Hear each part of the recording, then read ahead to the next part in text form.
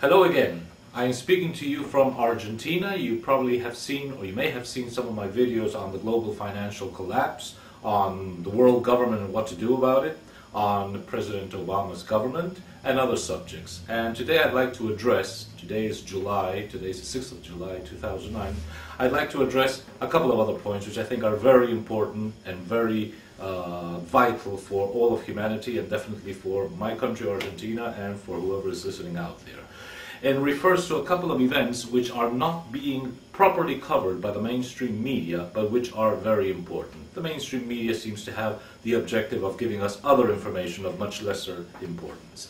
First of all, we've said it before, we are seeing the disintegration, the irreversible disintegration of the global financial, banking and monetary system, which is based on being parasitic, immoral and irresponsible, and which is dragging the world economies towards an abysm.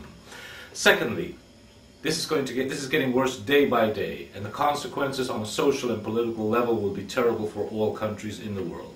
And thirdly, and I hate to be the one to say it, this is going to get worse in the next 6 to 12 months.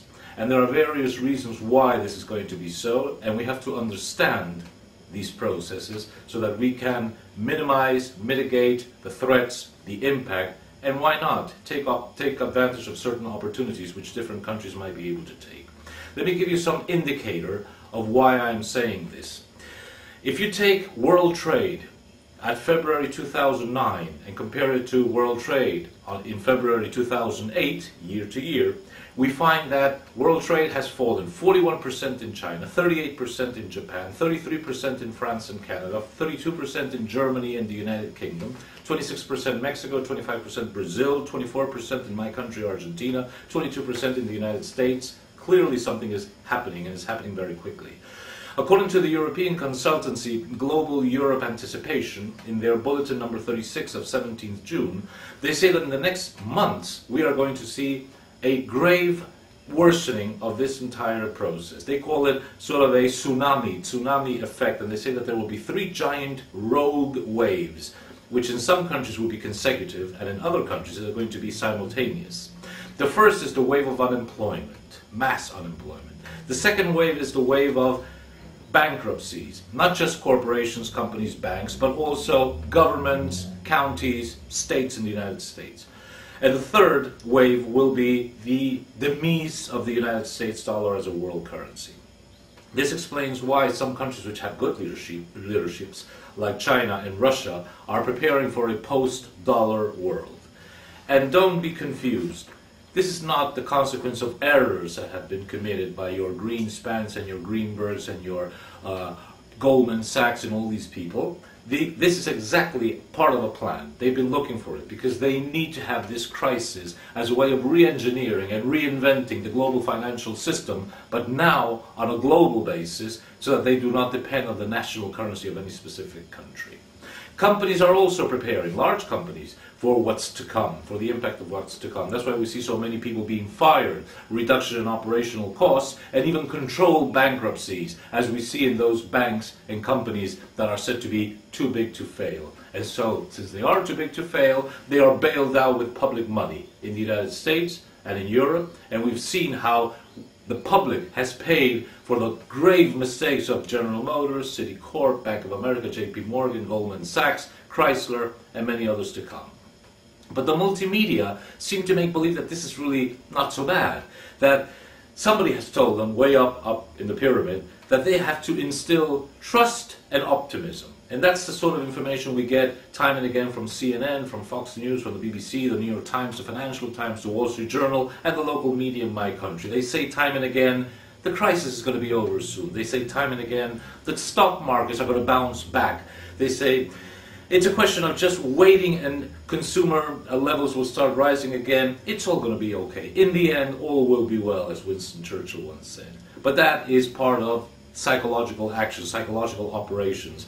The experts call them green sprouts. They try to make us believe that with false optimism, but we know that in the end these are all fairy tales. Because what we have, and we've said it before and we must say it again, is a gigantic virtual money hole in the markets affecting derivatives, banking, hedge funds, speculators of all sorts, and that gigantic whole is 10 to 15 times the gross product of the entire planet. That's about 40 times the gross domestic product of the United States. It cannot be fixed. You see, the massive virtual money, conservative estimates give it at around $600 trillion. That's 10 times the global GDP of the entire planet. Let's be generous. Let's say that out of those 600 trillion, only 60 trillion, 10%, will have to be bailed out. That's still $60 trillion.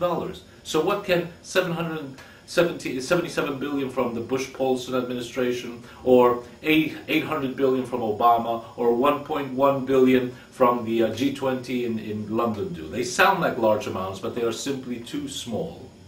So it's going to fall. If anything, we could say that the global financial system today, to make a metaphor, is like the World Trade Center on that terrible morning of 11 September 2001.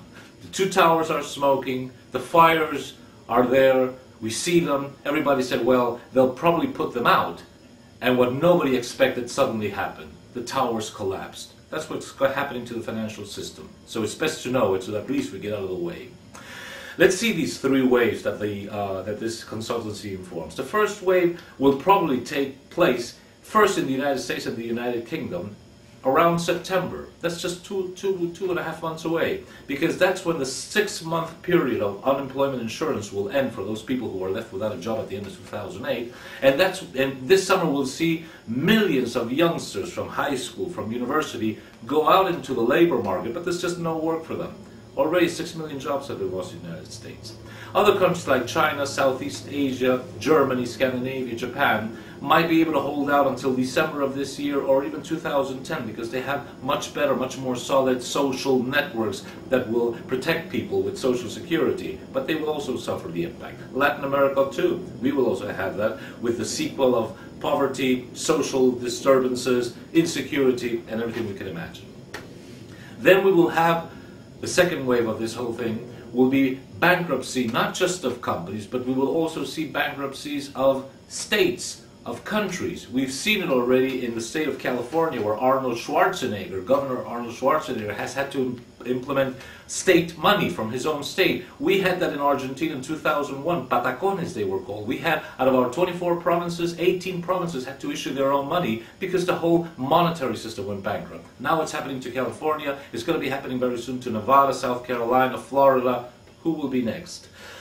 And then we have the de-dollarization of the global economy. And here I would like to refer to two very specific meetings that took place, which did not receive much coverage from the mainstream media. The first meeting took place 15th and 16th of June in Ekaterinburg, which is the third largest city in Russia, and brought together Hu Jintao, the president of China, Dmitry Medvedev, the president of Russia, and the presidents of Kazakhstan, Tajikistan, Kyrgyzstan, and Uzbekistan. They are all part of the Shanghai Cooperation Organization, the SCO, which also includes as observers Iran, India, Pakistan, and Mongolia. And as a trade member, or a trade observer, Brazil from our continent. Now, the two heavyweights there are obviously China and Russia. And what the United States and the United Kingdom tried to stop the meeting, and they couldn't. Then they tried to be part of the meeting, and they weren't allowed to be part of the meeting. And at the end, they asked to be observers to the meeting, and they were not even allowed to be observers. Why? Because the Shanghai Cooperation Organization, Russia and China, fully realized that we need to dismantle the financial and military empire of the United States of America. 60% of the global defense or war spending is by the United States of America. The London meeting of the G20 in April just tried to make everything keep going as it was up to now. Russia and China proposed other alternatives. They were not listened to. So now Russia and China are going on their own. Clearly, we placed a little bell on the cat's tail, and we now know where the cat is going. We can hear him. There is an imminent collapse of the United States dollars. As an example, when Timothy Geithner, the Secretary of the Treasury of the United States, went to China recently at the beginning of June, in the University of Peking, he spoke with students there, and when he said that the Chinese government had done well to purchase United States dollars and United States Treasury bonds, he was met with generalized laughter. The Chinese clearly are not easy to fool. The second meeting that took place,